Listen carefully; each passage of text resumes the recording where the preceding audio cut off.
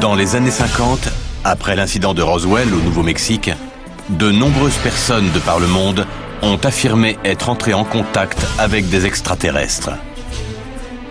Certains les auraient vus de près, d'autres seraient montés à bord de leur vaisseau. D'autres encore disent avoir dialogué avec ces êtres venus d'ailleurs. Si la plupart des faits rapportés étaient en fait des mystifications, le doute planait encore sur quelques-uns d'entre eux, jusqu'à maintenant. Deux hommes vivant à 800 km l'un de l'autre ont fourni de nombreuses vidéos montrant les rencontres rapprochées qu'ils ont vécues. Alors là, j'ai mis la caméra en mode infrarouge. J'avais jamais vu ça. Ils voient des disques, des lumières et des sphères étranges. J'ai conduit jusqu'à la sphère qui s'est divisée en deux. Ils perçoivent tous les deux une communication. Je suis convaincu que tout cela mènera à une rencontre avec une entité biologique. Présenteraient-ils tous les deux la même anomalie médicale? Il y a effectivement une anomalie. Leurs documents vidéo, présentés pour la première fois à la télévision, et leurs analyses médicales apporteront-ils des preuves tangibles qu'un contact extraterrestre a été établi? J'ai eu des contacts toute ma vie. Voici l'affaire 58105, contact extraterrestre.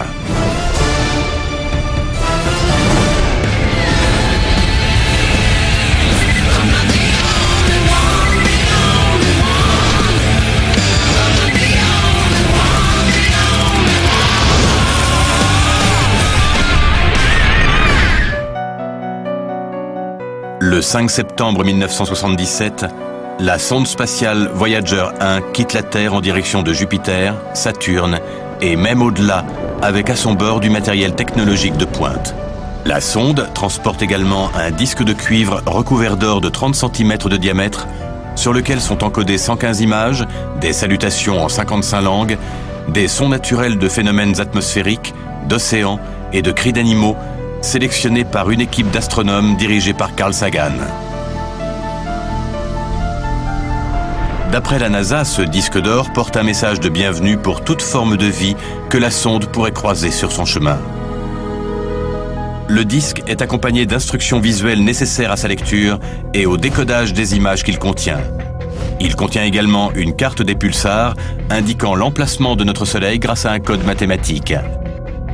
30 ans plus tard, Voyager 1 transmet encore des données à la Terre.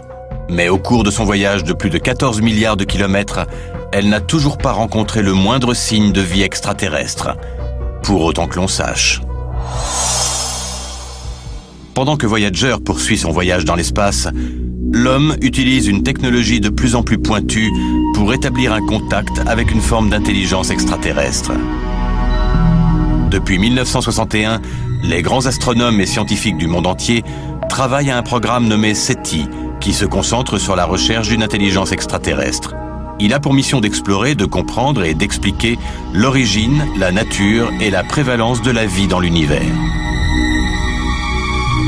L'une de ses principales installations, le Allen Telescope Array, souvent abrégé en ATA, situé à Hat Creek en Californie, à 465 km au nord-est de San Francisco, est un groupe de radiotélescopes conçu en partie pour sonder des milliers d'étoiles à la recherche de signaux radio ou électroniques dans l'espace. L'équipe commence son enquête sur les contacts extraterrestres à l'ATA, où elle rencontre l'astronome Seth Shostak.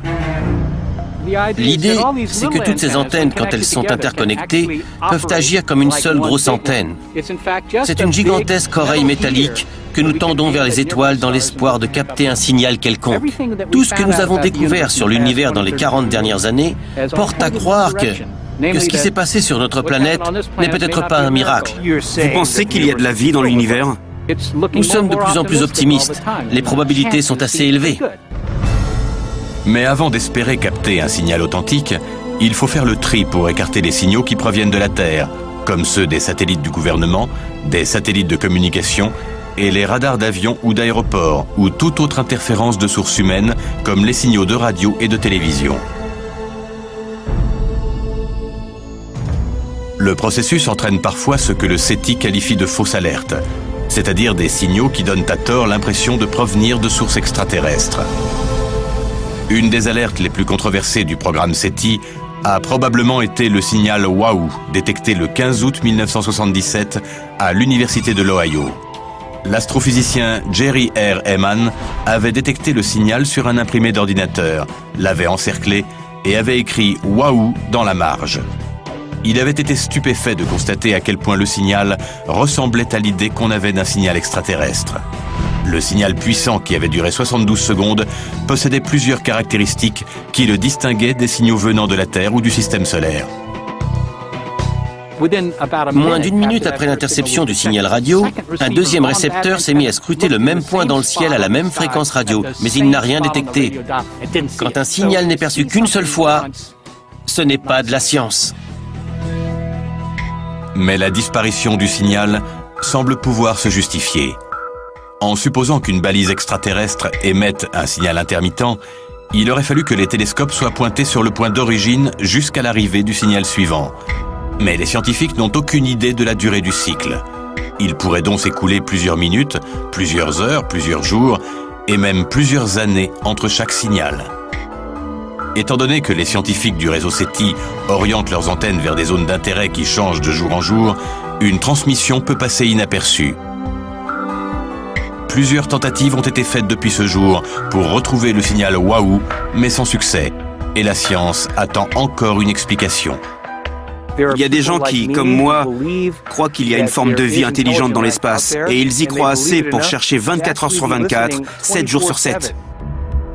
Au laboratoire de l'ATA, l'équipe se familiarise avec les méthodes employées par les scientifiques du SETI pour chercher des signes de contact extraterrestre. S'il y a 56 millions de canaux et qu'on les sonde une fois par seconde, on obtient 56 mégaoctets de données à la seconde. Nous avons de nombreux points communs avec Seth Shostak et les gens du SETI. Au fond, nous recherchons la même chose. Une preuve qu'on a des voisins dans l'espace. Vous dites qu'ils sont là-haut, et nous qu'ils sont déjà ici. On devrait pouvoir trouver un terrain d'entente. Le réseau comptera bientôt 350 télescopes et outils qui permettront de sonder plus de 10 000 étoiles et de recueillir dans les 20 prochaines années 1000 fois plus de données que n'en ont accumulé à ce jour tous les projets mondiaux combinés. Avec cette puissance, les experts du SETI espèrent intercepter un premier signal extraterrestre d'ici 2025. La probabilité scientifique d'un contact extraterrestre ayant été établie, l'équipe part à la recherche de preuves matérielles que ce genre de contact est déjà courant sur Terre. Ils ont repéré 2 hommes affirmant avoir été contactés. Ces 2 hommes vivent dans 2 villes différentes et ont filmé de mystérieuses sphères colorées près de leurs résidences respectives. Ils pensent que les extraterrestres chercheraient à entrer en contact avec eux. Les contacts avec des extraterrestres sont souvent qualifiés de rencontres rapprochées, qui ne sont pas toutes identiques et sont divisées en 5 catégories en fonction de leur intensité. Une rencontre du premier type correspond à l'observation d'un engin étrange ou de lumière qui ne s'apparente à aucune technologie humaine, à une distance de 150 mètres ou moins. Une rencontre du deuxième type comporte des effets physiques vus ou ressentis comme de la chaleur, des radiations, une paralysie temporaire ou des interférences dans les signaux télé ou radio. Le troisième type implique l'observation d'êtres vivants de très près. Le quatrième type est l'enlèvement. Et le 5e type correspond à la communication, une connexion complète et réciproque entre un extraterrestre et un être humain.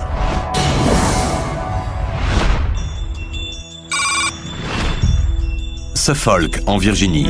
C'est ici que vit Terrell Copeland, 25 ans, un ex-membre du corps des marines. Il a vécu récemment plusieurs rencontres rapprochées avec des sphères de lumière en pulsation qui semblent se manifester à lui de plus en plus souvent. D'après lui, il ne s'agirait pas d'appareils militaires venus de la base aéronavale voisine. Au cours des 8 dernières années, Terrell a vécu des rencontres semblables à 3 endroits différents.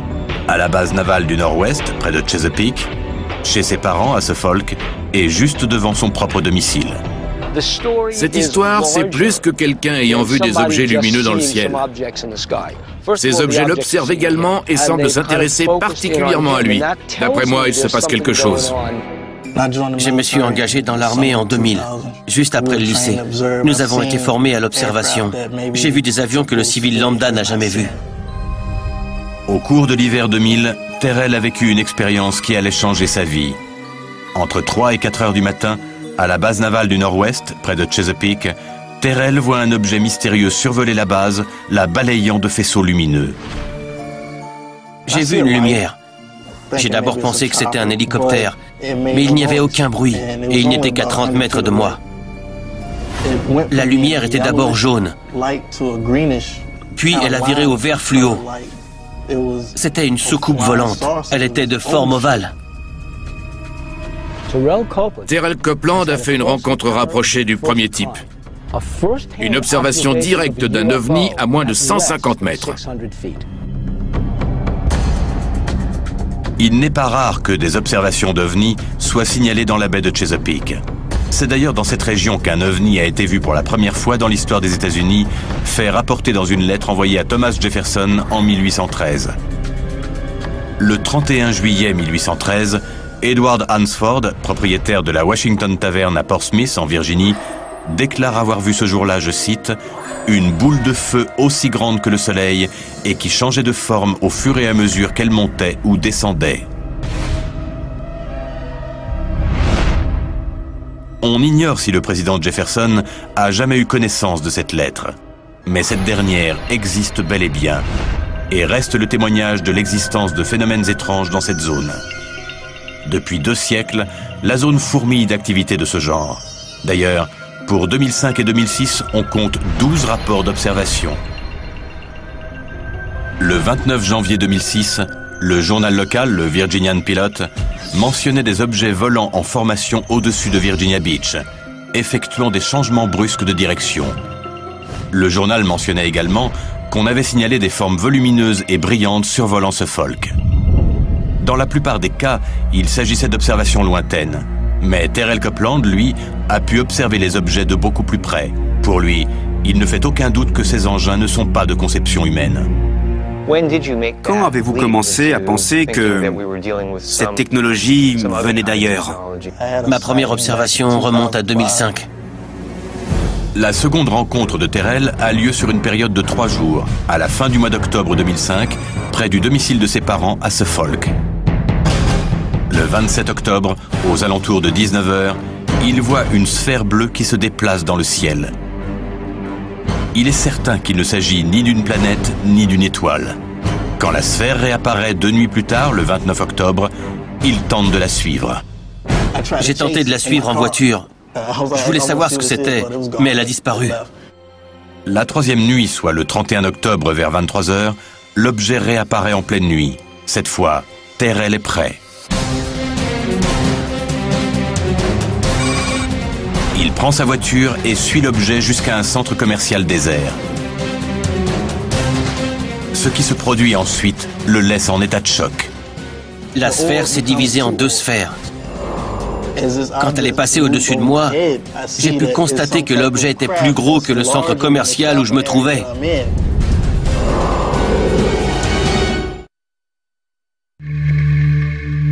À Suffolk, en Virginie, fin octobre 2005, Terrell Copeland aperçoit à 3 reprises une étrange sphère de couleur bleue. J'ai suivi la sphère en voiture et elle s'est divisée en 2. La 3e nuit, le 31 octobre, il a suivi le globe jusqu'à un centre commercial désert où une chose incroyable s'est produite. Il va bientôt vivre sa 2e rencontre rapprochée avec les extraterrestres. Le vaisseau triangulaire étant stationnaire à 150 ou 200 mètres au-dessus de Terrell. Il remarque que les 2 sphères sont en réalité 2 lumières intégrées au vaisseau. Par la suite, Terrell déclarera au journal Virginian Pilot « J'ai d'abord cru que c'était un avion furtif, comme le bombardier de l'Air Force qui échappe au radar. Mais quand j'étais militaire, j'ai vu de nombreux appareils, et nous n'en avons pas d'aussi grands. » Terrell a observé des ovnis de nombreuses fois, toujours à moins de 150 mètres. C'est ce qu'on appelle des rencontres du premier type. Ces observations répétées me laissent penser que ce n'est pas juste une histoire de vision d'ovnis, mais qu'on a cherché un contact. 1 an et demi plus tard, Terrell fait une autre rencontre rapprochée qui, d'après lui, est bien différente. Le 5 mars 2007, à environ 20 h 05, il sent une présence devant chez lui. Il se saisit de sa caméra et sort. Il va voir une chose incroyable. Il y avait deux objets à environ 10 mètres de moi. Les deux objets flottent sur place. Puis l'un commence à se comporter de façon très étrange. C'était une grande sphère qui changeait très rapidement de couleur.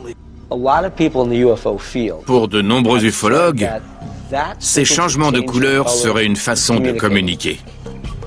C'est ce que je crois. Ces changements de couleur sont-ils une sorte de code morse? Est-ce une forme de communication que les extraterrestres utilisent pour nous contacter? Terrell a-t-il assisté à une communication entre les deux objets ou ces derniers ont-ils tenté de communiquer avec lui? L'équipe se rend sur les lieux pour tenter de mieux comprendre. Voilà l'endroit exact où ça s'est produit le 5 mars 2000. Il y avait une sphère qui dégageait une lumière blanche juste au-dessus de ce bâtiment. J'ai regardé dans cette direction et j'ai vu un autre objet. Le deuxième objet se met à changer de couleur rapidement. Pour Terrell, ces signaux trépidants étaient une façon pour l'engin de communiquer avec l'autre sphère monocolore qui se trouvait au-dessus du bâtiment. Mais il se déplace et s'aperçoit alors que l'autre objet le suit. Quand je suis revenu à ma voiture, l'engin s'est positionné à environ 10 ou 15 mètres au-dessus des arbres. Puis j'ai arrêté de filmer et l'objet est parti parce que, d'après ce que j'ai vu, un hélicoptère de l'armée approchait. L'hélicoptère est arrivé et les objets ont disparu. Oui, j'ai regardé vers l'hélicoptère, puis j'ai vu que l'objet était parti. Terrell est un ancien marine. Il a l'habitude d'observer. Il connaît tous les types d'appareils militaires. S'il me dit qu'il a vécu une expérience qui a changé sa vie, je suis prêt à le croire pour ces raisons-là. Mais je trouve tout de même étrange que nous soyons si près d'une base militaire. Terrell a donc visiblement vécu plusieurs rencontres rapprochées, mais l'équipe doit aller plus loin. Ces vidéos sont envoyées au docteur Ted Ackworth qui doit les analyser. Pendant ce temps, Bill et Pat continuent de mener l'enquête sur les rencontres de plus en plus rapprochées vécues par Terrell. Après avoir filmé ces rencontres en mars 2007, Terrell reçoit la visite d'un étrange individu. Cette personne n'a pas parlé des vidéos tout de suite. Il semblait s'intéresser à moi. Il m'a dit qu'il travaillait pour l'armée et il m'a posé une drôle de question. Il m'a demandé si j'étais prêt à entendre la vérité. J'ai dit « oui, bien sûr ». Alors il m'a dit qu'il connaissait personnellement les extraterrestres. Après cette longue conversation, je me suis assoupi en lisant un livre. Puis j'ai été réveillé par quelqu'un qui essayait d'entrer chez moi. Mon premier réflexe a été de me lever et de prendre mon arme. J'ai entendu distinctement une voix me dire que je n'avais pas besoin de prendre cette arme. Je sentais le livre dans ma main. Je sentais que j'étais assis dans le canapé, mais j'étais incapable de bouger. Quand j'ai enfin pu bouger mes membres, j'ai ouvert la porte, mais personne n'était là. Après avoir parlé avec cette personne, j'ai vécu quelque chose que je n'aurais jamais cru vivre. Ce qu'on appelle un épisode de temps manquant. Cette nuit-là et la nuit suivante, je me suis réveillé à 3h08 du matin. Je ne me souviens pas d'avoir fait un cauchemar. Je me suis levé tout de suite et l'instant d'après mon réveil indiquait 5h30, l'heure à laquelle je me lève d'habitude. Il n'est pas rare que des personnes ayant été enlevées ou simplement contactées par des extraterrestres signalent des épisodes de temps manquants. Ces personnes affirment se trouver dans un endroit au moment de l'événement et se retrouver ensuite ailleurs sans comprendre ce qui s'est passé entre-temps. Une paralysie temporaire est un indicateur de rencontre rapprochée du deuxième type. Un laps de temps manquant est signe d'un enlèvement par des extraterrestres, ce qu'on nomme rencontre du quatrième type. Était-il sur le point de communiquer avec eux? Ce que je crains, c'est qu'une personne un peu bizarre ait contacté Terrell et lui ait mis des idées en tête. Donc cette personne vous a contacté et vous a présenté le contact entre les humains et les extraterrestres comme un but ultime. J'ai le sentiment qu'on vous a recruté. Il y a une branche du gouvernement qui vous a recruté. Et je crois que vous êtes un hybride entre un humain et un extraterrestre. Bien que la notion d'hybride entre des humains et des extraterrestres soit hautement controversée et n'ait pas été prouvée, certaines personnes contactées par des extraterrestres affirment avoir développé des anomalies physiques peu après leur contact supposé. C'est très étonnant, mais en même temps, pas tant que ça. Car la raison pour laquelle je ne suis plus dans l'armée, c'est que j'ai un problème sanguin inexpliqué. Le sang de Terrell présente un taux anormalement élevé d'une enzyme nommée créatine kinase, qui généralement révèle un problème musculaire. D'après le bilan médical effectué par l'armée, le taux de créatine kinase dans le sang de Terrell s'élève à 2000 unités par litre de sang. Chez une personne en bonne santé, il dépasse rarement les 200 unités par litre. Mais on ignore ce qui a causé ce taux si élevé dans le sang de Terrell. Aucun des médecins militaires n'a su établir de diagnostic à l'époque. Cela les laissait très perplexes. Les médecins militaires n'ayant pu trouver la cause du taux élevé de cette enzyme, Terrell a été démis de ses fonctions après seulement 2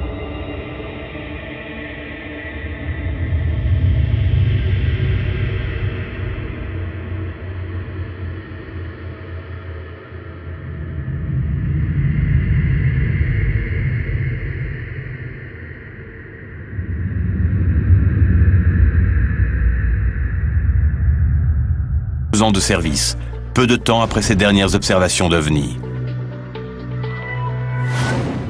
Comment peux-tu conclure que c'est un hybride? Tu n'as pas peur de tirer des conclusions un peu hâtives? Il est en train d'apprendre à se connecter à l'extraterrestre en lui. Tu sais, je crois que tu ne l'aides pas. Tu es en train de lui dire qu'il peut appeler les ovnis, que c'est un hybride. C'est lui qui l'a dit, pas moi. Tu jettes de l'huile sur le feu. On a vu la vidéo, tu l'as vu toi aussi. Il entend des voix, il parle avec des inconnus par messagerie instantanée, il reçoit des instructions par email. Enfin, Bill, ça devrait t'inquiéter un peu plus que ça. Les hybrides existent peut-être ou pas, mais je crois qu'il est trop tôt pour parler de ça. Bill est trop enthousiasmé par le phénomène OVNI. Il n'a peut-être pas remarqué que Terrell a eu une expérience et qu'il posait des questions pour avoir des informations objectives.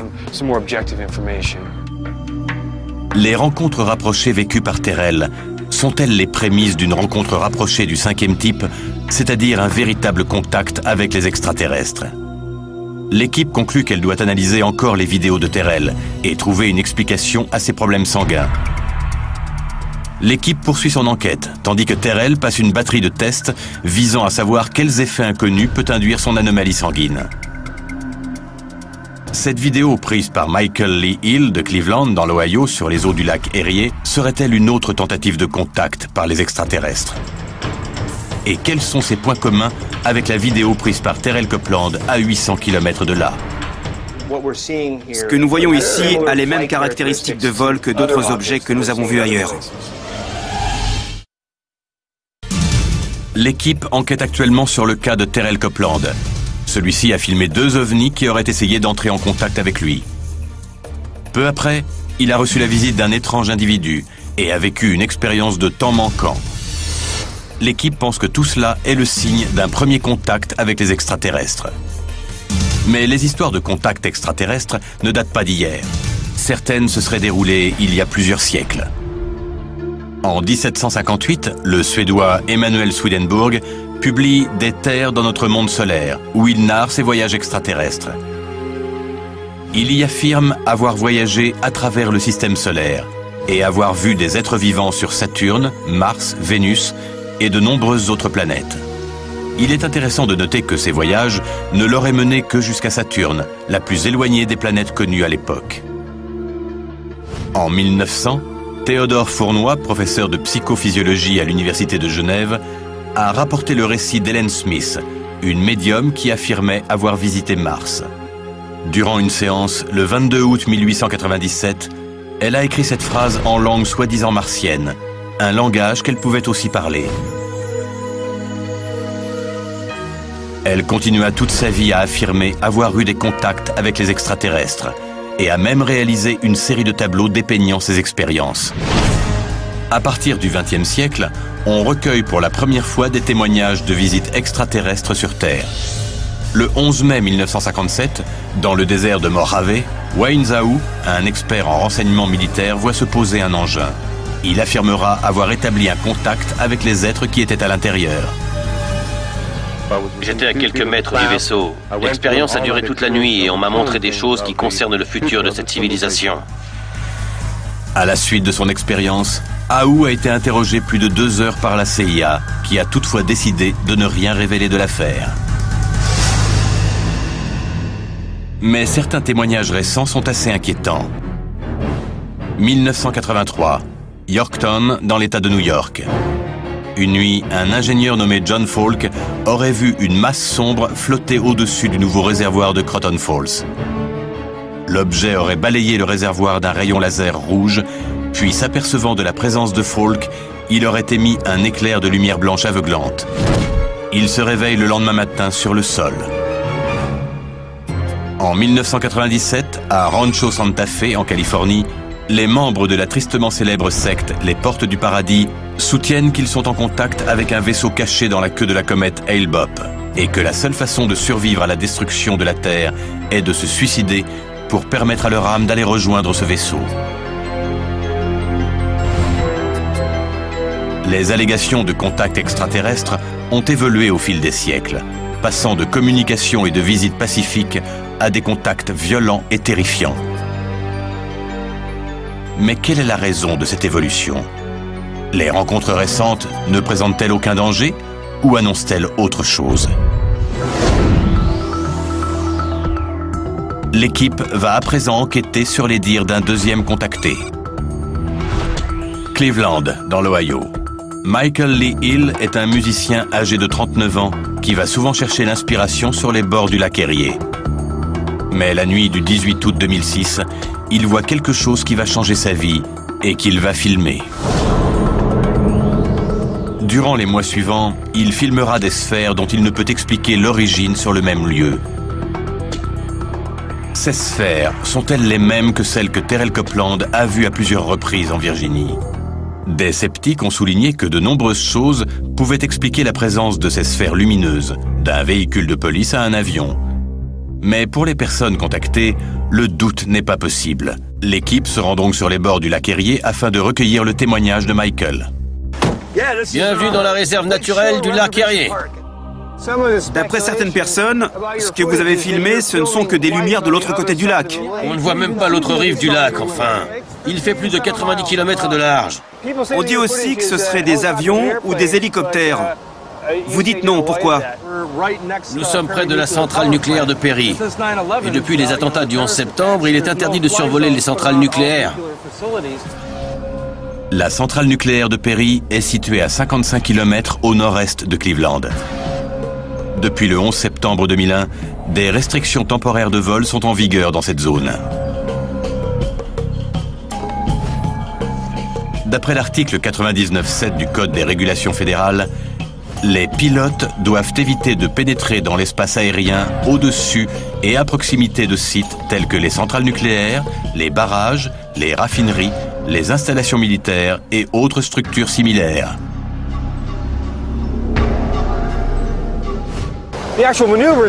Ces objets ne bougent pas comme des aéronefs ordinaires, c'est ça?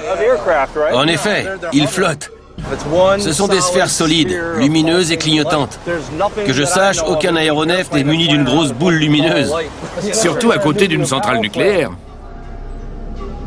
Visiblement, les objets aperçus par Michael au-dessus du lac ne sont pas de simples aéronefs. L'équipe a de bonnes raisons de croire que les rencontres répétées de Michael sont similaires à celles de Terrell et pourraient être la preuve d'un essai de contact extraterrestre. La prochaine étape consiste à comparer les séquences vidéo et à déterminer depuis quand durent les expériences de Michael. On voit ici une des sphères dont je vous parlais. Ce sont simplement de grosses boules de lumière. Bientôt, vous verrez un autre objet semblable arriver de la droite et se placer juste au-dessus de l'autre. Là, j'ai trouvé ça dingue et j'ai passé la caméra en mode infrarouge. Les objets que nous voyons là ont des caractéristiques de vol similaires aux objets que nous avons vus ailleurs. Celle de Terrell Copeland à Suffolk, c'est pareil. Elle clignote, change de couleur et se rapproche l'une de l'autre.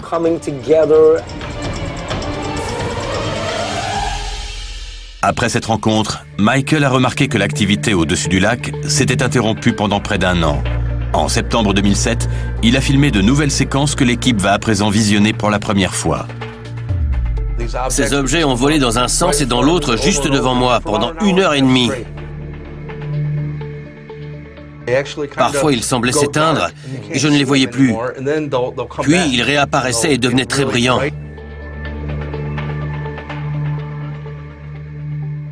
Alors, pendant que je filmais, un autre objet est apparu. S'il s'agissait de fusées, elles flotteraient et retomberaient. Cette nuit-là, il y avait une très belle lune d'automne orangée. Et les objets sont apparus sous la lune.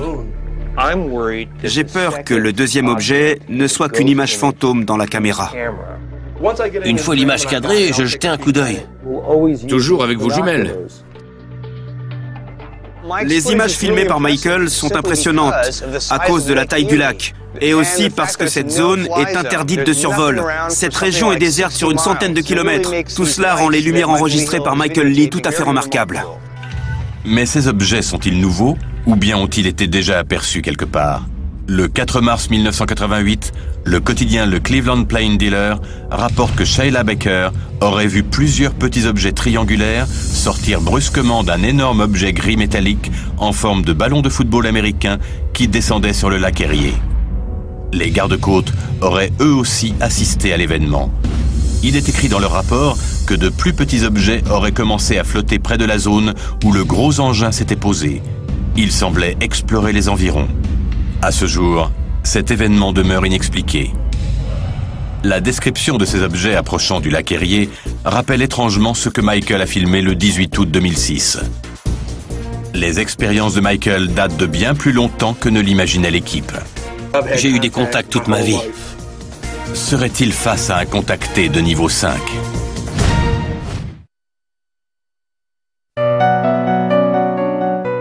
L'équipe est à Cleveland, dans l'Ohio. Ils viennent de voir les vidéos prises par Michael Lee, où l'on voit d'étranges objets flotter au-dessus du lac Erie. Ce genre de sphère a déjà été vu auparavant. L'équipe pense que Michael aurait vécu une première phase de contact similaire à celle vécue par Terrell Copeland à Suffolk en Virginie. Michael va leur révéler que ses contacts avec les extraterrestres sont allés plus loin que ceux de Terrell. Ça va vous paraître bizarre, mais j'ai eu des contacts toute ma vie. J'ai des souvenirs de ceux que l'on nomme aujourd'hui des gris. Un matin, alors que je me préparais, j'ai vu du sang sur le plancher. J'ai nettoyé et j'ai continué ce que j'étais en train de faire. Je me suis brossé les dents et quand j'ai regardé par terre, j'ai vu qu'il y avait encore plus de sang. Pourtant, je n'avais aucune blessure ou autre. Quelques jours plus tard, je me suis réveillé et il y avait des êtres en train de m'opérer. J'étais attaché sur un lit et j'ai dit à l'être qui se trouvait à ma droite, « Je suis éveillé, conscient, je sais ce que vous faites, et ça fait mal. » Avez-vous eu d'autres contacts par la suite? Oui, il m'est arrivé un truc bizarre. Un soir, je suis sorti de chez moi par la porte de derrière, et il y avait un truc qui flottait en l'air, 2 sphères reliées par une barre horizontale. Chaque sphère ressemblait à une boule de plasma. Ces sphères que Michael a observées devant chez lui sont-elles les mêmes que celles vues par Terrell? J'ai suivi cette sphère en voiture et elle s'est divisée en 2 sphères. On a déjà entendu cette histoire. Oui. On nous a décrit des objets luminescents qui ne projettent pas réellement de lumière. La lumière en émane, elle est dedans. D'après vous, ces objets que vous avez vus auraient été envoyés pour entrer en contact avec vous et vous servir de guide. Je sais qu'ils savaient que je les filmais. Je crois vraiment être en contact avec une entité supérieure. Et ne pas l'écouter serait la chose la plus idiote que je pourrais faire. C'est un cas extrêmement intéressant. Il a connu les 5 niveaux de rencontres rapprochées, de la simple observation au véritable contact extraterrestre. Maintenant qu'elle a en main les vidéos de Terrell et de Michael, l'équipe peut les comparer afin de déterminer s'il existe un lien entre ces 2 contactés.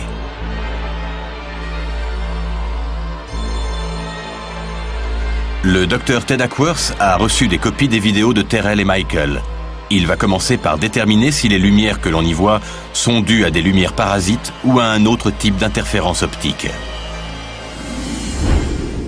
Voilà Jeff, nous avons su ces 2 vidéos qui, d'après Bill et Pat, pourraient correspondre à un même objet. Je me demande pourquoi il y a un point noir au centre de cet objet. Moi aussi, je pense que la caméra a été défocalisée. Si une des caméras est mal focalisée, 3 lumières peuvent sembler en être une seule. Dans ce cas, le contour de la lumière ou des lumières paraît flou et il peut s'avérer difficile de déterminer la taille ou la forme des objets. S'agit-il d'une aberration chromatique due aux composants électroniques de la caméra? Regarde, les objets ont des halos rouges. L'aberration chromatique est imputable au fait que les lentilles de mauvaise qualité d'une caméra ne peuvent concentrer qu'une seule couleur à la fois en un même point, ce qui donne des halos lumineux, des couleurs qui bavent et des images floues. S'il s'agissait d'une réflexion interne, les objets clignoteraient tous avec la même régularité. Mais ça semble pas être le cas ici. On élimine cette possibilité? Oui, on peut. Ces ovnis supposés ont-ils des traits communs avec des lumières conventionnelles? On ne dirait pas une lumière incandescente, ni aucune lumière créée par l'homme. C'est du jamais vu en imagerie. Je sais pas ce que c'est. D'après leur façon de se déplacer et de flotter, ces lumières ne sont ni des comètes ni des météorites, et elles ne ressemblent en rien aux lumières dont doivent être munis les aéronefs. Les couleurs changeantes et le clignotement ne correspondent à aucun véhicule de police ou de l'armée. Je ne sais pas si on pourra un jour donner une explication définitive. Ces sphères vues à 800 km l'une de l'autre seraient-elles le même objet ou groupe d'objets? Au début de la vidéo de Terrell Copeland, on ne voit qu'un seul point. Et c'est à peu près la même chose sur celle de Michael Lee Hill. Quand on les compare côte à côte, on constate clairement qu'il y a sur les vidéos de Terrell et de Michael une seule sphère lumineuse. Leur apparence et leurs mouvements sont foncièrement les mêmes, mais les conditions de tournage et le maniement de la caméra sont si différents qu'il devient difficile de pousser plus loin la comparaison. Je crois discerner aussi ici un halo coloré et peut-être le même effet de défocalisation. Ces séquences contiennent si peu d'informations que même en les traitant avec un équipement de pointe, nous n'aurons pas assez de données pour déterminer avec certitude la nature de ces objets. En fait, il est très difficile d'obtenir des images de qualité avec des caméras courantes dans de telles conditions. L'équipe doit à présent comparer les expériences de Terrell et Michael sous un autre angle et opte pour l'aspect le plus scientifique qu'il leur reste, les conditions sanguines de Michael. L'équipe fait venir Terrell et Michael à Boston, afin de déterminer une fois pour toutes s'il existe un lien entre ces deux prétendus contactés. On lance les tests. Il y a en effet une anomalie. Et l'analyse finale révèle des similitudes remarquables. On dirait bien que vous avez trouvé ce que vous cherchiez. Après avoir enquêté sur les déclarations de 2 personnes contactées, Terrell Copeland de Suffolk en Virginie et Michael Lee Hill de Cleveland dans l'Ohio, l'équipe se retrouve à Boston pour la phase finale de leurs investigations.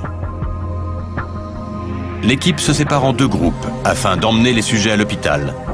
Terrell devra subir une batterie d'examens complets dirigée par un des plus grands experts dans le domaine cardio-pulmonaire, le docteur David Sistrom. Nous sommes à l'hôpital général du Massachusetts avec le docteur David Sistrom, directeur du laboratoire de recherche en soins cardio-pulmonaires. Par le passé, on a détecté dans le sang de Terrell une élévation anormale du taux d'enzyme créatine kinase, un trouble rare habituellement lié à un problème musculaire. Mais quel lien cela a-t-il avec les contacts extraterrestres? L'équipe cherche à savoir si le taux de cette enzyme est encore élevé dans le sang de Terrell et, le cas échéant, à obtenir une explication, chose que les médecins militaires n'ont pas pu fournir. Le docteur Sistrom a établi une série de tests dans ce but précis. Ce test en particulier permet de déterminer si vous êtes normal ou non par rapport aux personnes de votre âge et de votre corpulence. Bien souvent, dans les cas de troubles musculaires, cardiaques ou pulmonaires, on ne détecte les anomalies qu'au cours d'un test d'effort. Nous pousserons Terrell au maximum de son endurance et on espère avoir des réponses sur lesquelles on pourra travailler. S'il y a bel et bien une anomalie, nous aurons une idée de sa nature. Nous pourrons déterminer si le problème vient de vos poumons qui vous limitent ou si c'est votre cœur ou vos muscles. Compte tenu de vos antécédents, il est très important que nous sachions si votre métabolisme musculaire fonctionne normalement ou pas. Pendant que Terrell passe ses tests, Michael arrive. Il va subir une prise de sang en vue d'une analyse complète. Juste avant d'enquêter sur votre cas à Cleveland, nous sommes allés à Suffolk parler à un jeune ex-marine qui a lui aussi observé des ovnis. Et la vidéo que nous avons vue est similaire à la vôtre. Cependant, Terrell, l'autre personne, a une anomalie sanguine rare. Étant donné vos observations fréquentes d'OVNI et vos contacts, nous pensons que vous pouvez avoir un genre d'anomalie sanguine. Nous allons faire analyser le sang de Michael Lee. S'il présente un taux élevé d'enzyme créatine kinase, ça pourrait être la clé de cette affaire. Ce qui est intéressant, c'est que la concentration de créatine kinase est encore élevée aujourd'hui dans votre sang.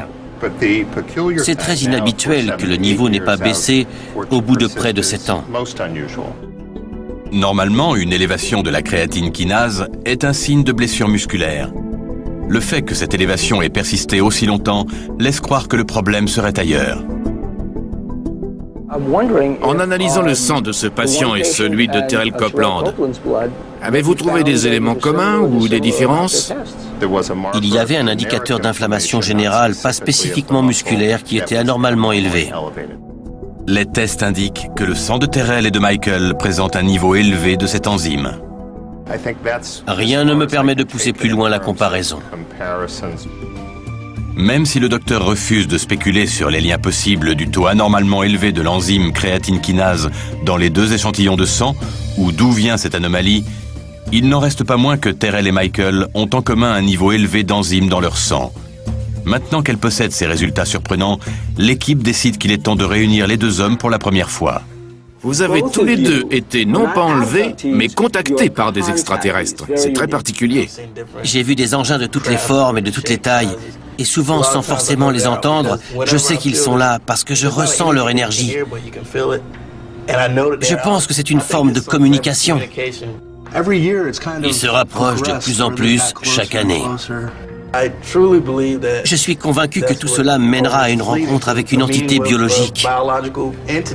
Je ne doute absolument pas que quelque chose communique avec moi, parce qu'à un certain stade, tout doute est balayé. Maintenant que Terrell et Michael savent qu'ils ont vécu des expériences de contact similaires, l'équipe leur révèle les résultats stupéfiants de leurs tests. Nous avons trouvé quelque chose de très intéressant. Vous avez tous les deux un niveau très élevé de créatine kinase dans votre sang. Terrell, suite au test cardiopulmonaire, le Dr Systrom pense que ce taux élevé est directement lié à votre état musculaire. Pour vous, Michael, il n'avait pas fait assez d'analyses pour savoir à quoi ce taux élevé d'enzymes pouvait être lié. Mais d'après le docteur, elle serait systémique.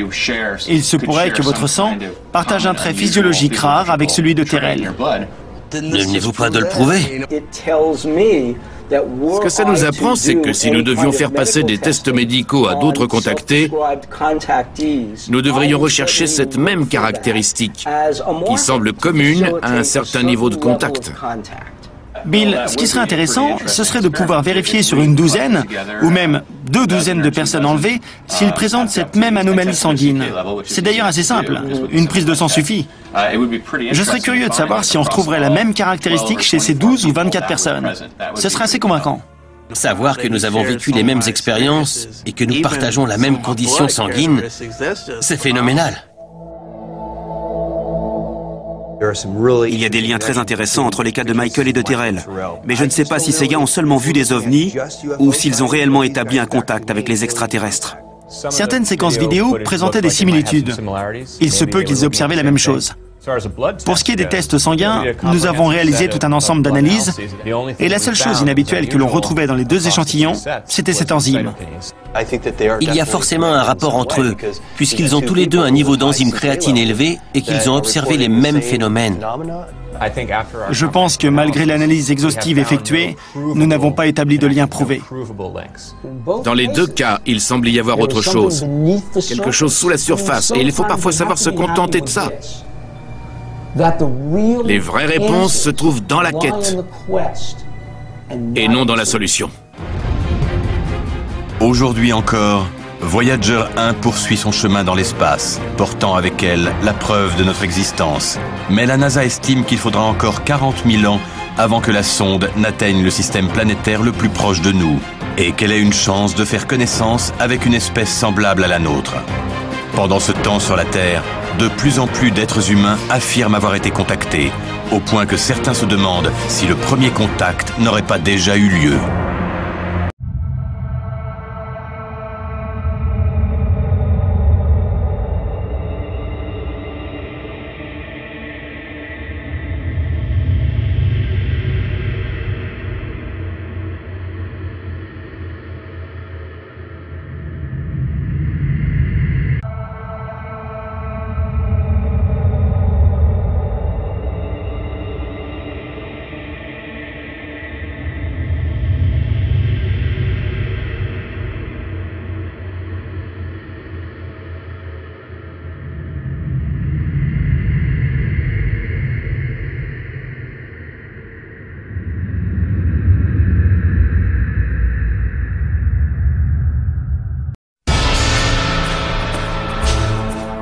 Dans les années 50, après l'incident de Roswell au Nouveau-Mexique, de nombreuses personnes de par le monde ont affirmé être entrées en contact avec des extraterrestres. Certains les auraient vus de près, d'autres seraient montés à bord de leur vaisseau. D'autres encore disent avoir dialogué avec ces êtres venus d'ailleurs. Si la plupart des faits rapportés étaient en fait des mystifications, le doute planait encore sur quelques-uns d'entre eux, jusqu'à maintenant. Deux hommes vivant à 800 km l'un de l'autre ont fourni de nombreuses vidéos montrant les rencontres rapprochées qu'ils ont vécues. Alors là, j'ai mis la caméra en mode infrarouge. J'avais jamais vu ça. Ils voient des disques, des lumières et des sphères étranges. J'ai conduit jusqu'à la sphère qui s'est divisée en deux. Ils perçoivent tous les deux une communication. Je suis convaincu que tout cela mènera à une rencontre avec une entité biologique. Présenteraient-ils tous les deux la même anomalie médicale? Il y a effectivement une anomalie. Leurs documents vidéo, présentés pour la première fois à la télévision, et leurs analyses médicales apporteront-ils des preuves tangibles qu'un contact extraterrestre a été établi? J'ai eu des contacts toute ma vie. Voici l'affaire 58105, contact extraterrestre.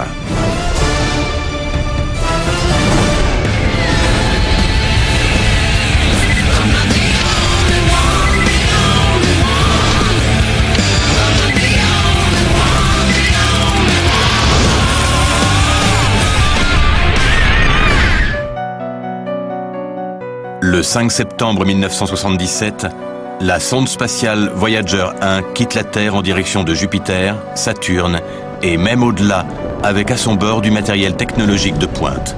La sonde transporte également un disque de cuivre recouvert d'or de 30 cm de diamètre, sur lequel sont encodées 115 images, des salutations en 55 langues, des sons naturels de phénomènes atmosphériques, d'océans et de cris d'animaux, sélectionné par une équipe d'astronomes dirigée par Carl Sagan. D'après la NASA, ce disque d'or porte un message de bienvenue pour toute forme de vie que la sonde pourrait croiser sur son chemin.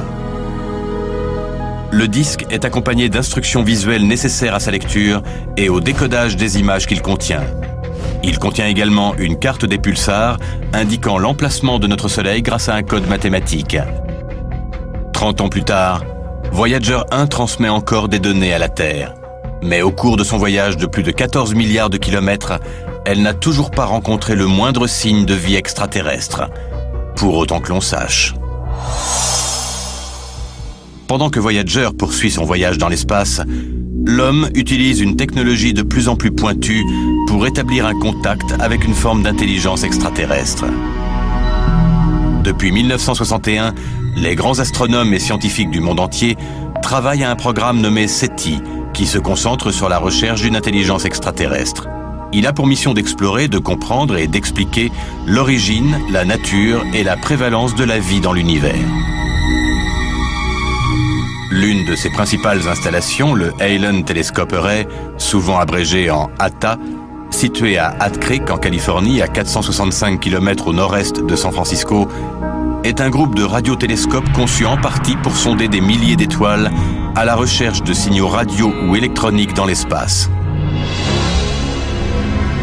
L'équipe commence son enquête sur les contacts extraterrestres à l'ATA, où elle rencontre l'astronome Seth Shostak. L'idée, c'est que toutes ces antennes, quand elles sont interconnectées, peuvent agir comme une seule grosse antenne. C'est une gigantesque oreille métallique que nous tendons vers les étoiles dans l'espoir de capter un signal quelconque. Tout ce que nous avons découvert sur l'univers dans les 40 dernières années porte à croire que ce qui s'est passé sur notre planète n'est peut-être pas un miracle. Vous pensez qu'il y a de la vie dans l'univers? Nous sommes de plus en plus optimistes. Les probabilités sont assez élevées. Mais avant d'espérer capter un signal authentique, il faut faire le tri pour écarter les signaux qui proviennent de la Terre, comme ceux des satellites du gouvernement, des satellites de communication et les radars d'avions ou d'aéroports, ou toute autre interférence de sources humaines, comme les signaux de radio et de télévision. Le processus entraîne parfois ce que le SETI qualifie de fausses alertes, c'est-à-dire des signaux qui donnent à tort l'impression de provenir de sources extraterrestres. Une des alertes les plus controversées du programme SETI a probablement été le signal WAU, détecté le 15 août 1977 à l'Université de l'Ohio. L'astrophysicien Jerry R. Ehman avait détecté le signal sur un imprimé d'ordinateur, l'avait encerclé et avait écrit WAU dans la marge. Il avait été stupéfait de constater à quel point le signal ressemblait à l'idée qu'on avait d'un signal extraterrestre. Le signal puissant, qui avait duré 72 secondes, possédait plusieurs caractéristiques qui le distinguaient des signaux venant de la Terre ou du système solaire. Moins d'une minute après l'interception du signal radio, un deuxième récepteur s'est mis à scruter le même point dans le ciel à la même fréquence radio, mais il n'a rien détecté. Quand un signal n'est perçu qu'une seule fois, ce n'est pas de la science. Mais la disparition du signal semble pouvoir se justifier. En supposant qu'une balise extraterrestre émette un signal intermittent, il aurait fallu que les télescopes soient pointés sur le point d'origine jusqu'à l'arrivée du signal suivant. Mais les scientifiques n'ont aucune idée de la durée du cycle. Il pourrait donc s'écouler plusieurs minutes, plusieurs heures, plusieurs jours, et même plusieurs années entre chaque signal. Étant donné que les scientifiques du réseau SETI orientent leurs antennes vers des zones d'intérêt qui changent de jour en jour, une transmission peut passer inaperçue. Plusieurs tentatives ont été faites depuis ce jour pour retrouver le signal WAU, mais sans succès. Et la science attend encore une explication. Il y a des gens qui, comme moi, croient qu'il y a une forme de vie intelligente dans l'espace, et ils y croient assez pour chercher 24 heures sur 24, 7 jours sur 7. Au laboratoire de l'ATA, l'équipe se familiarise avec les méthodes employées par les scientifiques du SETI pour chercher des signes de contact extraterrestre. S'il y a 56 millions de canaux et qu'on les sonde une fois par seconde, on obtient 56 mégaoctets de données à la seconde. Nous avons de nombreux points communs avec Seth Shostak et les gens du SETI. Au fond, nous recherchons la même chose, une preuve qu'on a des voisins dans l'espace. Vous dites qu'ils sont là-haut, et nous qu'ils sont déjà ici. On devrait pouvoir trouver un terrain d'entente. Le réseau comptera bientôt 350 télescopes et outils qui permettront de sonder plus de 10 000 étoiles et de recueillir dans les 20 prochaines années 1000 fois plus de données que n'en ont accumulé à ce jour tous les projets mondiaux combinés. Avec cette puissance, les experts du SETI espèrent intercepter un premier signal extraterrestre d'ici 2025. La probabilité scientifique d'un contact extraterrestre ayant été établie, l'équipe part à la recherche de preuves matérielles que ce genre de contact est déjà courant sur Terre. Ils ont repéré 2 hommes affirmant avoir été contactés. Ces 2 hommes vivent dans 2 villes différentes et ont filmé de mystérieuses sphères colorées près de leurs résidences respectives. Ils pensent que les extraterrestres chercheraient à entrer en contact avec eux. Les contacts avec des extraterrestres sont souvent qualifiés de rencontres rapprochées, qui ne sont pas toutes identiques et sont divisées en 5 catégories en fonction de leur intensité. Une rencontre du premier type correspond à l'observation d'un engin étrange ou de lumière qui ne s'apparente à aucune technologie humaine, à une distance de 150 mètres ou moins. Une rencontre du deuxième type comporte des effets physiques vus ou ressentis comme de la chaleur, des radiations, une paralysie temporaire ou des interférences dans les signaux télé ou radio. Le troisième type implique l'observation d'êtres vivants de très près. Le quatrième type est l'enlèvement. Et le cinquième type correspond à la communication, une connexion complète et réciproque entre un extraterrestre et un être humain.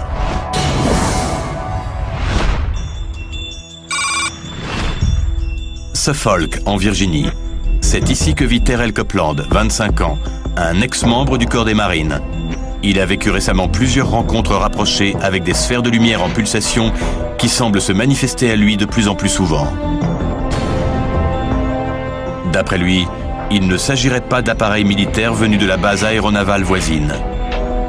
Au cours des 8 dernières années, Terrell a vécu des rencontres semblables à 3 endroits différents. À la base navale du Nord-Ouest, près de Chesapeake, chez ses parents à Suffolk et juste devant son propre domicile. Cette histoire, c'est plus que quelqu'un ayant vu des objets lumineux dans le ciel. Ces objets l'observent également et semblent s'intéresser particulièrement à lui. D'après moi, il se passe quelque chose. Je me suis engagé dans l'armée en 2000, juste après le lycée. Nous avons été formés à l'observation. J'ai vu des avions que le civil lambda n'a jamais vus. Au cours de l'hiver 2000, Terrell a vécu une expérience qui allait changer sa vie. Entre 3 et 4 heures du matin, à la base navale du Nord-Ouest, près de Chesapeake, Terrell voit un objet mystérieux survoler la base, la balayant de faisceaux lumineux.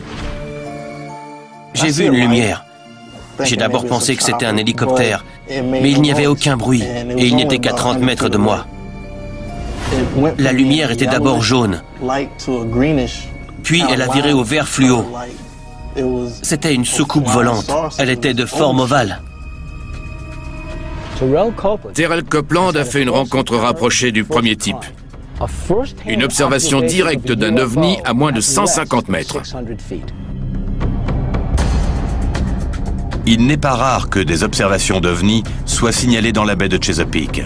C'est d'ailleurs dans cette région qu'un ovni a été vu pour la première fois dans l'histoire des États-Unis, fait rapporter dans une lettre envoyée à Thomas Jefferson en 1813. Le 31 juillet 1813, Edward Hansford, propriétaire de la Washington Tavern à Portsmouth en Virginie, déclare avoir vu ce jour-là, je cite, « une boule de feu aussi grande que le soleil et qui changeait de forme au fur et à mesure qu'elle montait ou descendait. » On ignore si le président Jefferson a jamais eu connaissance de cette lettre. Mais cette dernière existe bel et bien et reste le témoignage de l'existence de phénomènes étranges dans cette zone. Depuis 2 siècles, la zone fourmille d'activités de ce genre. D'ailleurs, pour 2005 et 2006, on compte 12 rapports d'observation. Le 29 janvier 2006, le journal local, le Virginian Pilot, mentionnait des objets volants en formation au-dessus de Virginia Beach, effectuant des changements brusques de direction. Le journal mentionnait également qu'on avait signalé des formes volumineuses et brillantes survolant Suffolk. Dans la plupart des cas, il s'agissait d'observations lointaines. Mais Terrell Copeland, lui, a pu observer les objets de beaucoup plus près. Pour lui, il ne fait aucun doute que ces engins ne sont pas de conception humaine.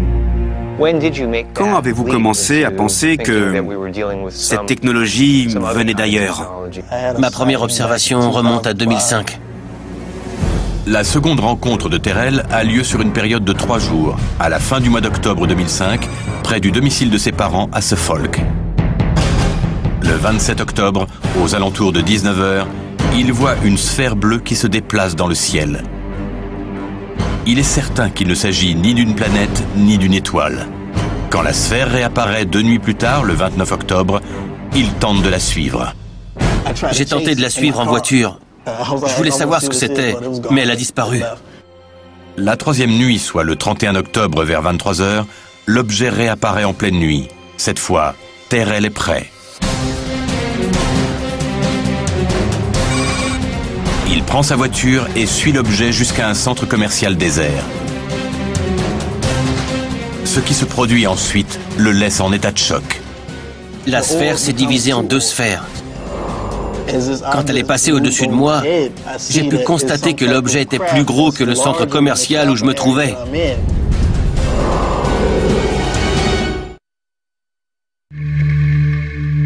À Suffolk, en Virginie, fin octobre 2005, Terrell Copeland aperçoit à 3 reprises une étrange sphère de couleur bleue. J'ai suivi la sphère en voiture et elle s'est divisée en 2. La 3e nuit, le 31 octobre, il a suivi le globe jusqu'à un centre commercial désert où une chose incroyable s'est produite. Il va bientôt vivre sa 2e rencontre rapprochée avec les extraterrestres. Le vaisseau triangulaire étant stationnaire à 150 ou 200 mètres au-dessus de Terrell. Il remarque que les deux sphères sont en réalité deux lumières intégrées au vaisseau. Par la suite, Terrell déclarera au journal Virginian Pilot « J'ai d'abord cru que c'était un avion furtif, comme le bombardier de l'Air Force qui échappe au radar. Mais quand j'étais militaire, j'ai vu de nombreux appareils, et nous n'en avons pas d'aussi grands. » Terrell a observé des ovnis de nombreuses fois, toujours à moins de 150 mètres. C'est ce qu'on appelle des rencontres du premier type. Ces observations répétées me laissent penser que ce n'est pas juste une histoire de vision d'ovnis, mais qu'on a cherché un contact. Un an et demi plus tard, Terrell fait une autre rencontre rapprochée qui, d'après lui, est bien différente. Le 5 mars 2007, à environ 20h05, il sent une présence devant chez lui. Il se saisit de sa caméra et sort. Il va voir une chose incroyable. Il y avait deux objets à environ 10 mètres de moi. Les deux objets flottent sur place. Puis l'un commence à se comporter de façon très étrange. C'était une grande sphère qui changeait très rapidement de couleur. Pour de nombreux ufologues, ces changements de couleur seraient une façon de communiquer. C'est ce que je crois. Ces changements de couleur sont-ils une sorte de code morse? Est-ce une forme de communication que les extraterrestres utilisent pour nous contacter? Terrell a-t-il assisté à une communication entre les deux objets ou ces derniers ont-ils tenté de communiquer avec lui? L'équipe se rend sur les lieux pour tenter de mieux comprendre. Voilà l'endroit exact où ça s'est produit le 5 mars 2000. Il y avait une sphère qui dégageait une lumière blanche juste au-dessus de ce bâtiment. J'ai regardé dans cette direction et j'ai vu un autre objet. Le deuxième objet se met à changer de couleur rapidement. Pour Terrell, ces signaux trépidants étaient une façon pour l'engin de communiquer avec l'autre sphère monocolore qui se trouvait au-dessus du bâtiment. Mais il se déplace et s'aperçoit alors que l'autre objet le suit.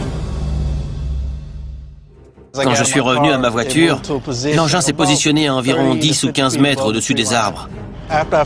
Puis j'ai arrêté de filmer et l'objet est parti parce que, d'après ce que j'ai vu, un hélicoptère de l'armée approchait. L'hélicoptère est arrivé et les objets ont disparu. Oui, j'ai regardé vers l'hélicoptère, puis j'ai vu que l'objet était parti.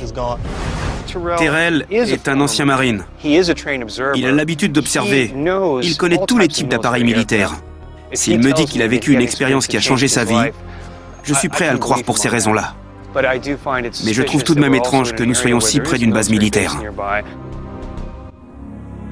Terrell a donc visiblement vécu plusieurs rencontres rapprochées, mais l'équipe doit aller plus loin. Ces vidéos sont envoyées au Dr Ted Ackworth qui doit les analyser. Pendant ce temps, Bill et Pat continuent de mener l'enquête sur les rencontres de plus en plus rapprochées vécues par Terrell. Après avoir filmé ces rencontres en mars 2007, Terrell reçoit la visite d'un étrange individu. Cette personne n'a pas parlé des vidéos tout de suite. Il semblait s'intéresser à moi. Il m'a dit qu'il travaillait pour l'armée et il m'a posé une drôle de question. Il m'a demandé si j'étais prêt à entendre la vérité. J'ai dit « oui, bien sûr ». Alors il m'a dit qu'il connaissait personnellement les extraterrestres. Après cette longue conversation, je me suis assoupi en lisant un livre. Puis j'ai été réveillé par quelqu'un qui essayait d'entrer chez moi. Mon premier réflexe a été de me lever et de prendre mon arme. J'ai entendu distinctement une voix me dire que je n'avais pas besoin de prendre cette arme. Je sentais le livre dans ma main. Je sentais que j'étais assis dans le canapé, mais j'étais incapable de bouger. Quand j'ai enfin pu bouger mes membres, j'ai ouvert la porte, mais personne n'était là.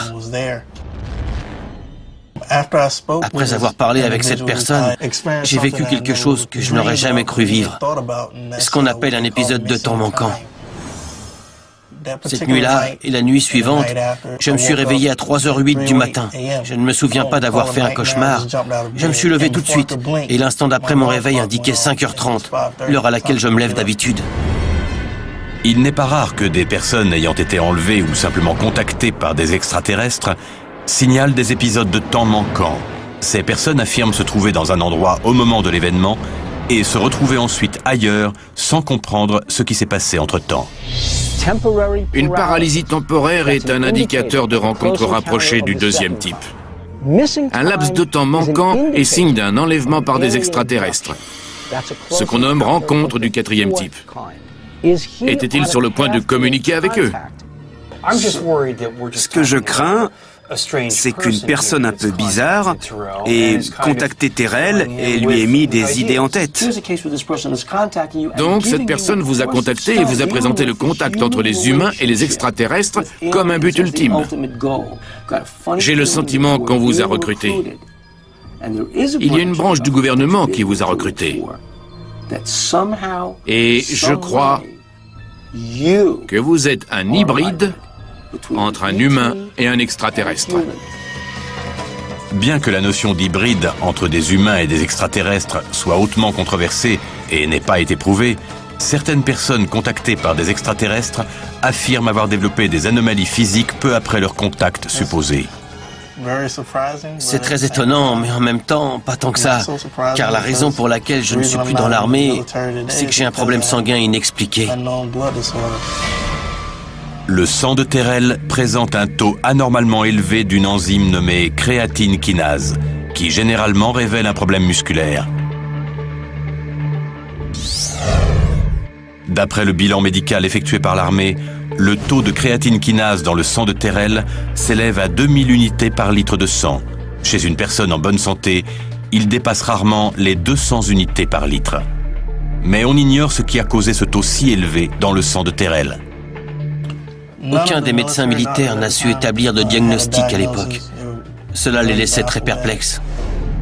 Les médecins militaires n'ayant pu trouver la cause du taux élevé de cette enzyme, Terrell a été démis de ses fonctions après seulement 2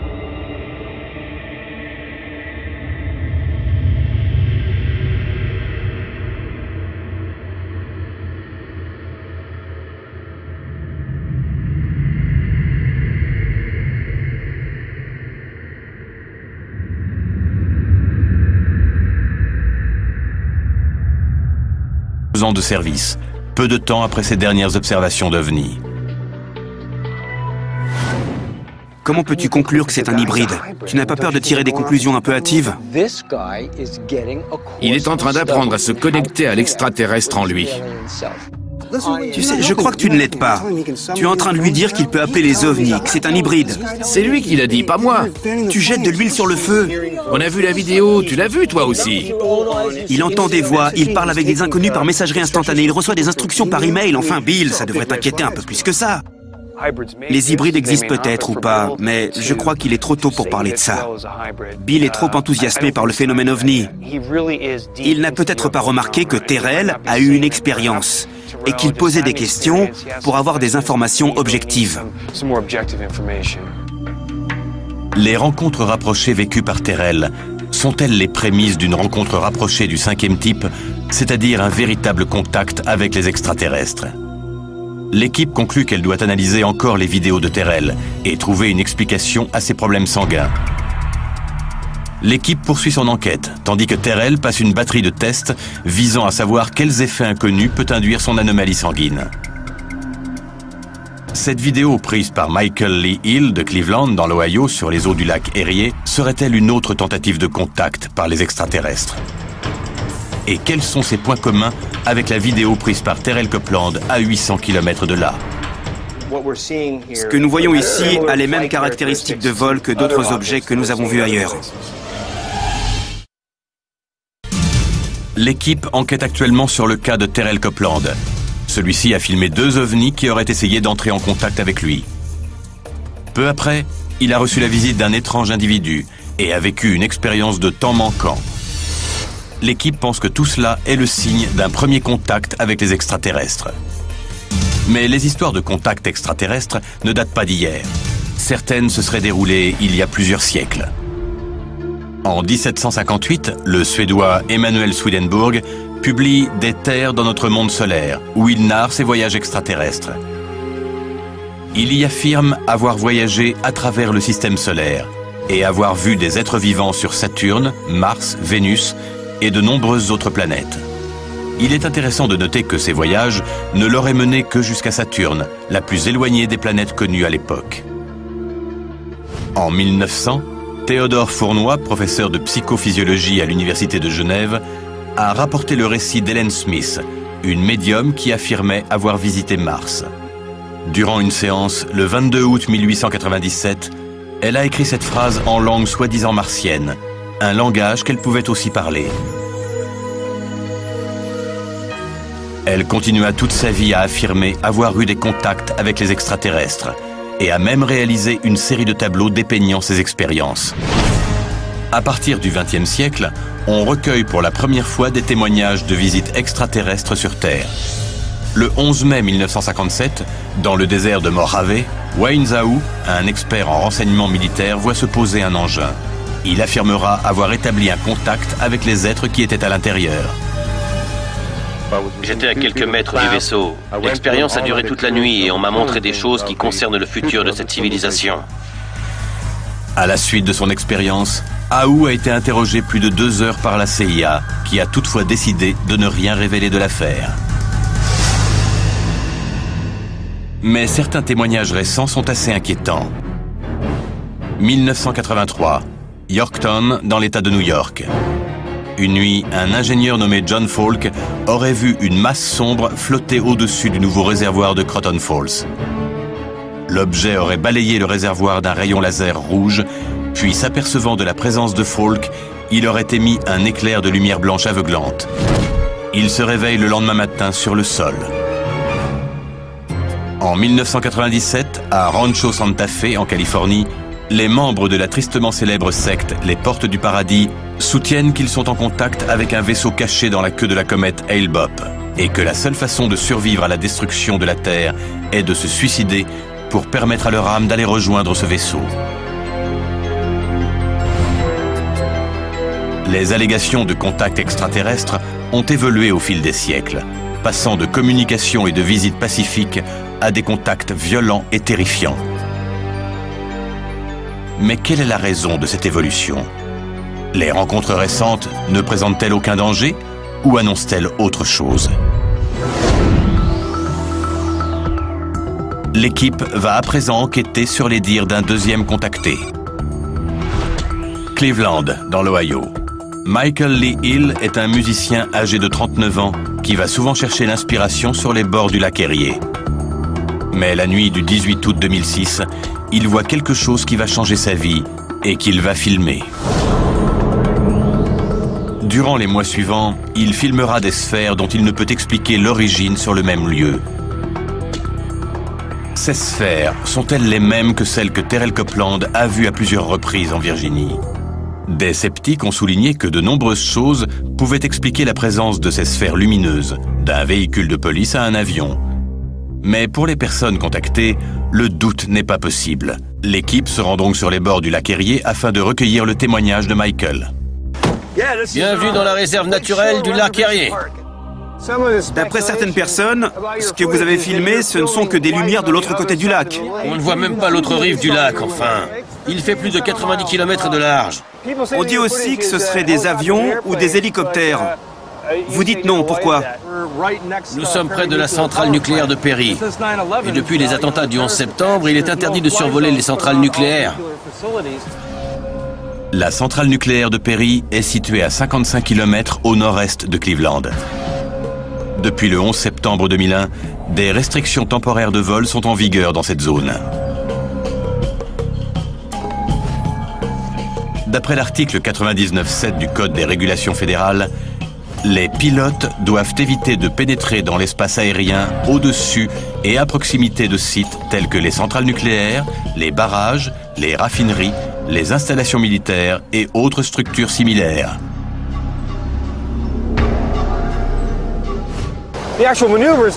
Ces objets ne bougent pas comme des aéronefs ordinaires, c'est ça? En effet, ils flottent. Ce sont des sphères solides, lumineuses et clignotantes. Que je sache, aucun aéronef n'est muni d'une grosse boule lumineuse. Surtout à côté d'une centrale nucléaire.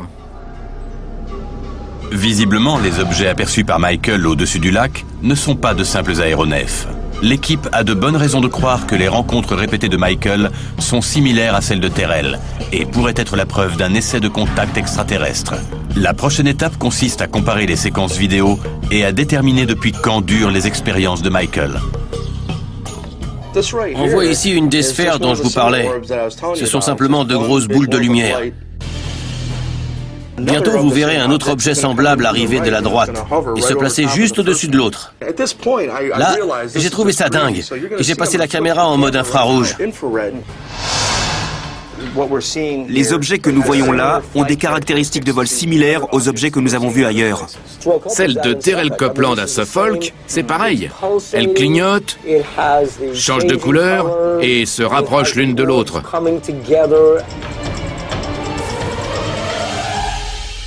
Après cette rencontre, Michael a remarqué que l'activité au-dessus du lac s'était interrompue pendant près d'1 an. En septembre 2007, il a filmé de nouvelles séquences que l'équipe va à présent visionner pour la première fois. Ces objets ont volé dans un sens et dans l'autre juste devant moi pendant 1h30. Parfois, ils semblaient s'éteindre et je ne les voyais plus. Puis, ils réapparaissaient et devenaient très brillants.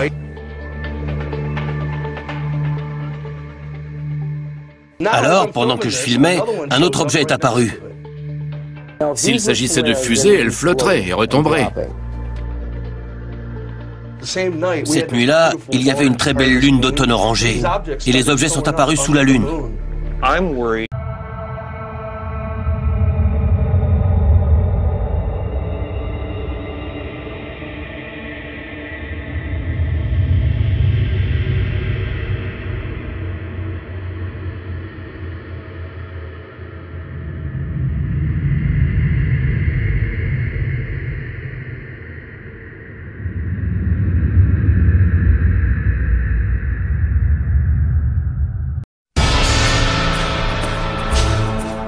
Dans les années 50, après l'incident de Roswell au Nouveau-Mexique, de nombreuses personnes de par le monde ont affirmé être entrées en contact avec des extraterrestres. Certains les auraient vus de près, d'autres seraient montés à bord de leur vaisseau. D'autres encore disent avoir dialogué avec ces êtres venus d'ailleurs. Si la plupart des faits rapportés étaient en fait des mystifications, le doute planait encore sur quelques-uns d'entre eux, jusqu'à maintenant. 2 hommes vivant à 800 km l'un de l'autre ont fourni de nombreuses vidéos montrant les rencontres rapprochées qu'ils ont vécues. Alors là, j'ai mis la caméra en mode infrarouge. J'avais jamais vu ça. Ils voient des disques, des lumières et des sphères étranges. J'ai conduit jusqu'à la sphère qui s'est divisée en 2. Ils perçoivent tous les deux une communication. Je suis convaincu que tout cela mènera à une rencontre avec une entité biologique. Présenteraient-ils tous les deux la même anomalie médicale? Il y a effectivement une anomalie. Leurs documents vidéo, présentés pour la première fois à la télévision, et leurs analyses médicales apporteront-ils des preuves tangibles qu'un contact extraterrestre a été établi? J'ai eu des contacts toute ma vie. Voici l'affaire 58105, contact extraterrestre.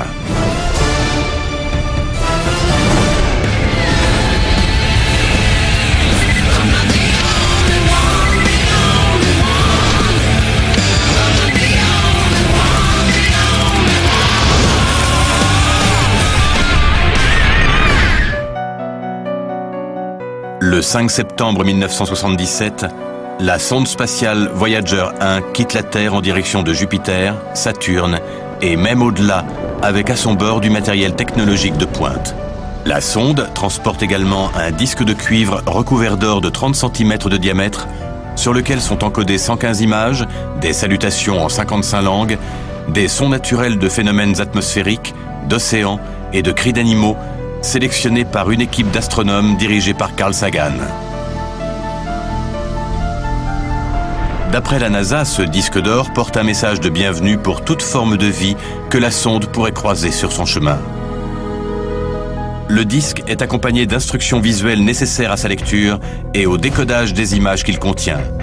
Il contient également une carte des pulsars indiquant l'emplacement de notre Soleil grâce à un code mathématique. 30 ans plus tard, Voyager 1 transmet encore des données à la Terre. Mais au cours de son voyage de plus de 14 milliards de kilomètres, elle n'a toujours pas rencontré le moindre signe de vie extraterrestre, pour autant que l'on sache. Pendant que Voyager poursuit son voyage dans l'espace, l'homme utilise une technologie de plus en plus pointue pour établir un contact avec une forme d'intelligence extraterrestre. Depuis 1961, les grands astronomes et scientifiques du monde entier travaillent à un programme nommé SETI, qui se concentre sur la recherche d'une intelligence extraterrestre.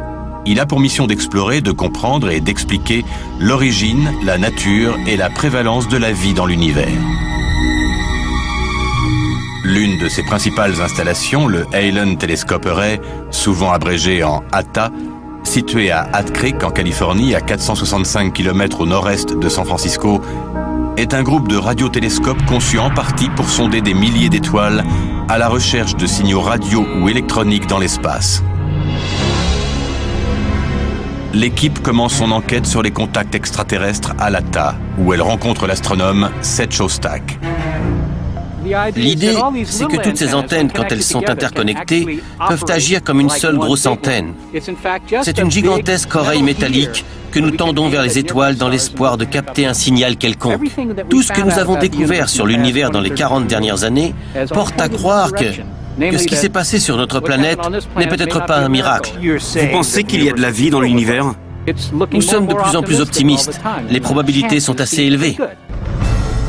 Mais avant d'espérer capter un signal authentique, il faut faire le tri pour écarter les signaux qui proviennent de la Terre, comme ceux des satellites du gouvernement, des satellites de communication et les radars d'avions ou d'aéroports, ou toute autre interférence de sources humaines, comme les signaux de radio et de télévision.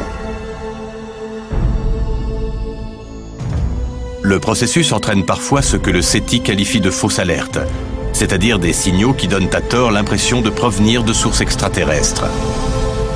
Une des alertes les plus controversées du programme SETI a probablement été le signal WAU, détecté le 15 août 1977 à l'Université de l'Ohio. L'astrophysicien Jerry R. Ehman avait détecté le signal sur un imprimé d'ordinateur, l'avait encerclé et avait écrit « WAU » dans la marge. Il avait été stupéfait de constater à quel point le signal ressemblait à l'idée qu'on avait d'un signal extraterrestre. Le signal puissant, qui avait duré 72 secondes, possédait plusieurs caractéristiques qui le distinguaient des signaux venant de la Terre ou du système solaire. Moins d'une minute après l'interception du signal radio, un deuxième récepteur s'est mis à scruter le même point dans le ciel à la même fréquence radio, mais il n'a rien détecté. Quand un signal n'est perçu qu'une seule fois, ce n'est pas de la science. Mais la disparition du signal semble pouvoir se justifier. En supposant qu'une balise extraterrestre émette un signal intermittent, il aurait fallu que les télescopes soient pointés sur le point d'origine jusqu'à l'arrivée du signal suivant. Mais les scientifiques n'ont aucune idée de la durée du cycle. Il pourrait donc s'écouler plusieurs minutes, plusieurs heures, plusieurs jours, et même plusieurs années entre chaque signal. Étant donné que les scientifiques du réseau SETI orientent leurs antennes vers des zones d'intérêt qui changent de jour en jour, une transmission peut passer inaperçue. Plusieurs tentatives ont été faites depuis ce jour pour retrouver le signal WAU, mais sans succès. Et la science attend encore une explication. Il y a des gens qui, comme moi, croient qu'il y a une forme de vie intelligente dans l'espace, et ils y croient assez pour chercher 24 heures sur 24, 7 jours sur 7. Au laboratoire de l'ATA, l'équipe se familiarise avec les méthodes employées par les scientifiques du SETI pour chercher des signes de contact extraterrestre. S'il y a 56 millions de canaux et qu'on les sonde une fois par seconde, on obtient 56 mégaoctets de données à la seconde. Nous avons de nombreux points communs avec Seth Shostak et les gens du SETI. Au fond, nous recherchons la même chose, une preuve qu'on a des voisins dans l'espace. Vous dites qu'ils sont là-haut, et nous qu'ils sont déjà ici. On devrait pouvoir trouver un terrain d'entente. Le réseau comptera bientôt 350 télescopes et outils qui permettront de sonder plus de 10 000 étoiles et de recueillir dans les 20 prochaines années 1000 fois plus de données que n'en ont accumulé à ce jour tous les projets mondiaux combinés. Avec cette puissance, les experts du SETI espèrent intercepter un premier signal extraterrestre d'ici 2025. La probabilité scientifique d'un contact extraterrestre ayant été établie, l'équipe part à la recherche de preuves matérielles que ce genre de contact est déjà courant sur Terre. Ils ont repéré 2 hommes affirmant avoir été contactés. Ces 2 hommes vivent dans 2 villes différentes et ont filmé de mystérieuses sphères colorées près de leurs résidences respectives. Ils pensent que les extraterrestres chercheraient à entrer en contact avec eux. Les contacts avec des extraterrestres sont souvent qualifiés de rencontres rapprochées, qui ne sont pas toutes identiques et sont divisées en 5 catégories en fonction de leur intensité. Une rencontre du premier type correspond à l'observation d'un engin étrange ou de lumière qui ne s'apparente à aucune technologie humaine, à une distance de 150 mètres ou moins. Une rencontre du deuxième type comporte des effets physiques vus ou ressentis comme de la chaleur, des radiations, une paralysie temporaire ou des interférences dans les signaux télé ou radio. Le troisième type implique l'observation d'êtres vivants de très près. Le quatrième type est l'enlèvement. Et le cinquième type correspond à la communication, une connexion complète et réciproque entre un extraterrestre et un être humain.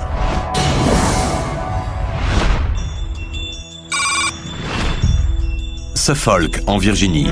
C'est ici que vit Terrell Copeland, 25 ans, un ex-membre du corps des marines. Il a vécu récemment plusieurs rencontres rapprochées avec des sphères de lumière en pulsation qui semblent se manifester à lui de plus en plus souvent. D'après lui, il ne s'agirait pas d'appareils militaires venus de la base aéronavale voisine. Au cours des 8 dernières années, Terrell a vécu des rencontres semblables à 3 endroits différents. À la base navale du Nord-Ouest, près de Chesapeake, chez ses parents à Suffolk et juste devant son propre domicile. Cette histoire, c'est plus que quelqu'un ayant vu des objets lumineux dans le ciel. Ces objets l'observent également et semblent s'intéresser particulièrement à lui. D'après moi, il se passe quelque chose. Je me suis engagé dans l'armée en 2000, juste après le lycée. Nous avons été formés à l'observation. J'ai vu des avions que le civil lambda n'a jamais vus. Au cours de l'hiver 2000, Terrell a vécu une expérience qui allait changer sa vie. Entre 3 et 4 heures du matin, à la base navale du Nord-Ouest, près de Chesapeake, Terrell voit un objet mystérieux survoler la base, la balayant de faisceaux lumineux. J'ai vu une lumière. J'ai d'abord pensé que